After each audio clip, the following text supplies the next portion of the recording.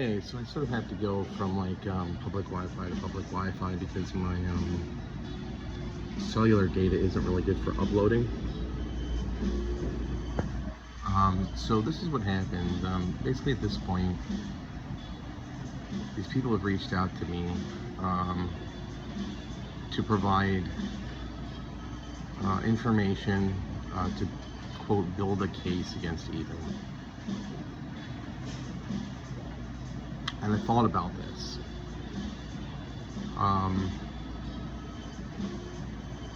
And I am going to respectfully decline, and I'll explain why. I mentioned that I believe that what he's done is personal harming. But if I personally provide this information, even if he is worthy of being a lolcow, then I'm also personal harming. And so it's not my place.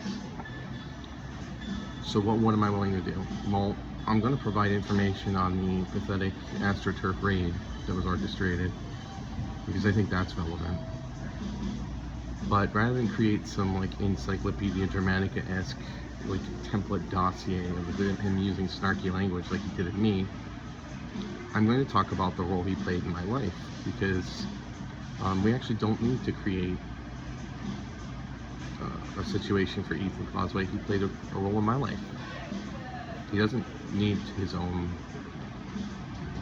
article, you know? So I'll talk about that.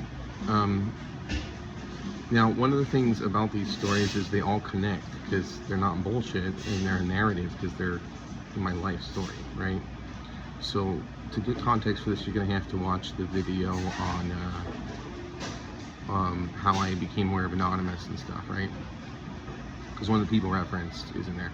So I think I called him Charles. That's not his real name. But basically, Charles decided, they just got out of a bad relationship, I mentioned, that he wanted to set me up on a blind date. Now, I wasn't wild about this idea because he's a gay furry, so like I didn't really, I question what sort of contact he could possibly have with someone I would want to go on a date with.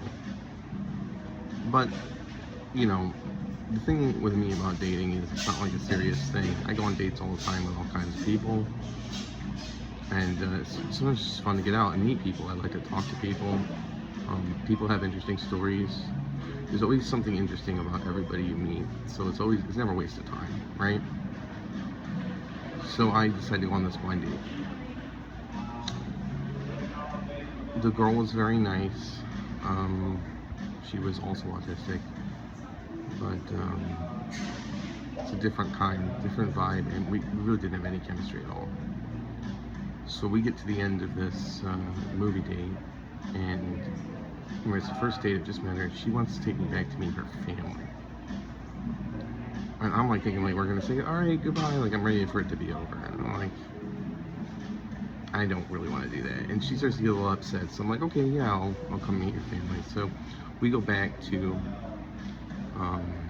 what I assumed was her house, but I don't think she actually lived there.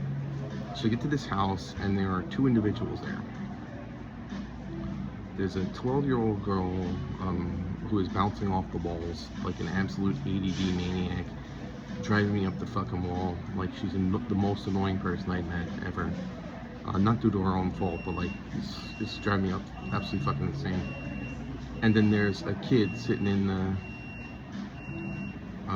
so I'm about 20 at this time, and he's playing with a PSP, I think it was.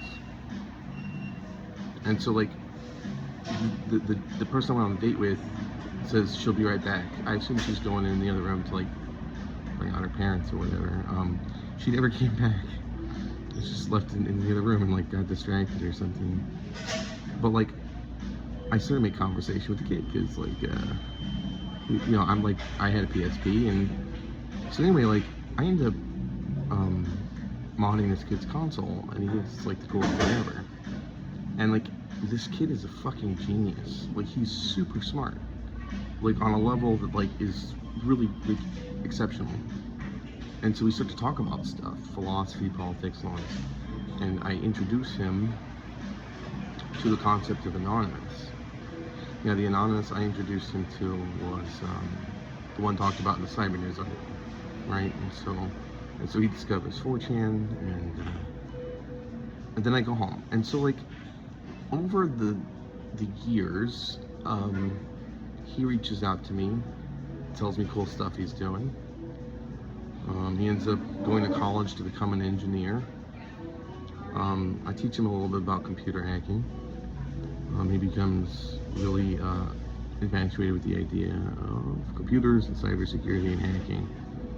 And then at some point, I transition my focus to music, right? Because that happened. And one day he reaches out to me and talk about hacking stuff. I'm like, actually, you know, I'm kind of into music now. I do this, and so we start talking about the technical aspects of music. And then some more years go by. We're both, you know, he's either in college or out of college by this point, and he reaches out to me and tells me that he now designs his own guitar pedals, like from components. And I think that's like the fucking coolest thing ever. And so there's a situation where, like, whether he wants to admit it or not, I was a role model for him in a lot of ways over the years. He thought I was an interesting person, and I thought he was cool. But at some point, he went from manufacturing guitar pedals to doing this stuff with these gun parts, and we started to drift politically.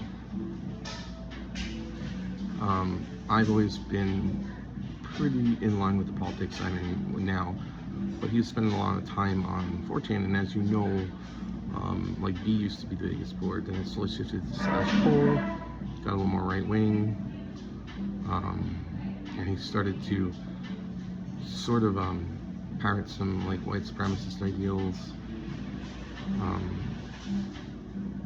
and I don't know, he kind of turned to the dark side in my opinion. Very like he's a very Anakin and I'm an Obi-Wan kind of situation, right? And so I'm watching this kid who I really admired become someone I don't admire anymore. And then it becomes apparent there are some psychological problems. I ended up one time coming over his house, and the annoying little girl who is now an adult was there. And she's pretty messed up. He abused the shit out of her. And just sort of I don't know.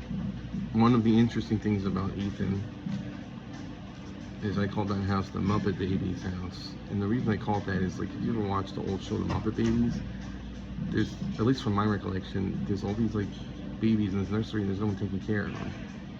And Ethan grew up that way. His dad worked for Lockheed Martin and was always overseas. And I don't know what the deal with his mom was, but he basically raised himself. And so, while I am not proud of who he's become, he also had disadvantages. You know, he had to make his own way.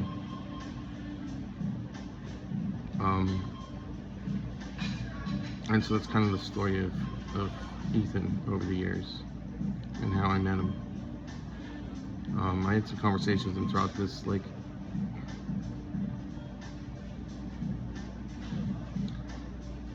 when I had a mental difficulty when Gabby faked her kidnapping. His reaction was to kick me out of his house onto the streets of Albuquerque, and it was a climate I didn't understand. Never been in a desert before, you know.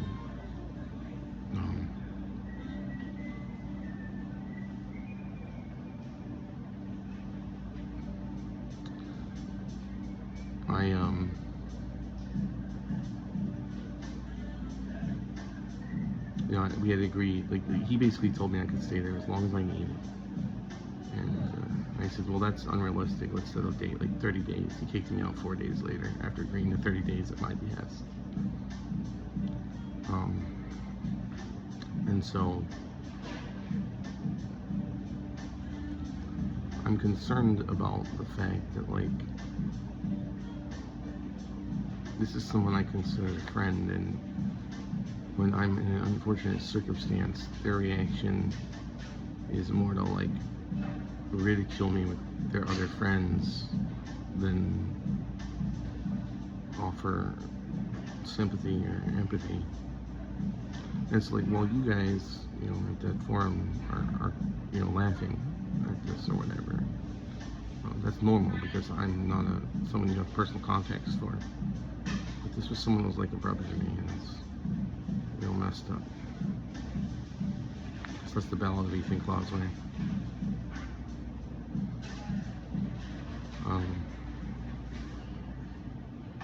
If I think of anything else, I'll let you guys know. I'm getting those screenshots together of the Mailinator raid, and the evidence that they all came from, like, I think there was like 3 IPs and like 50 messages pertaining to be different people, and you know, the purchase on my Bandcamp page. So, like, I mentioned I'm copyleft, and my fans know that I don't want them to buy my music. I put it up there because they requested it, but, like, I made statements like, true fans don't buy my music because I want it to be available freely. That's just my choice. And so no one from Osu who's a fan is on that page buying my music. I've gotten one purchase in the last year by a suspicious Proton email address, and it was done in my belief because these people assumed you had to make a purchase to interact with an artist via their messaging, which is true for some artists, but my messages are always open to anyone. So it's like very obvious, like, betrayal. It just sucks. No matter how this ends, it sucks. It already, I don't know. There are no winners in this situation, you know. And it didn't have to be any losers.